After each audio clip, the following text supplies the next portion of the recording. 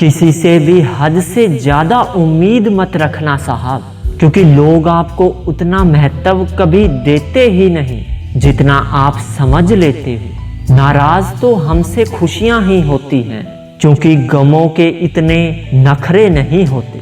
किसी की मदद करना अच्छी बात है, करो, पर इतने भी नहीं कि वो तुम्हारा फायदा ही उठाने लग जाए। सबसे अच्छा बदला पता है क्या है? खुद को समेटो, आगे बढ़ो और उन लोगों के जैसे बिल्कुल मत बनो जिन्होंने आपको दर्द दिया। हमें कोई पहचान ही नहीं पाया, कुछ तो अंधे थे और कुछ अंधेरे में थे। गलत गलत ही होता है साहब, चाहे हर कोई वो कर रहा हो।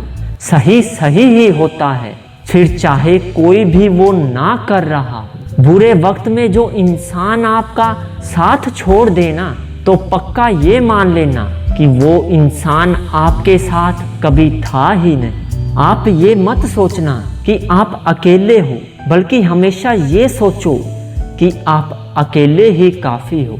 ये ऐसा युग है जनाब, जहाँ धर्म के नाम पर लड़ने को सब तैयार हैं, लेकिन धर्म के रास्ते पर चलने को कोई राजी नहीं है। किसी का दिल तोड़कर माफ़ी मांगना बहुत आसान होता है साहब, लेकिन अपना दिल टूटने पर किसी को माफ़ करना बहुत मुश्किल होता है।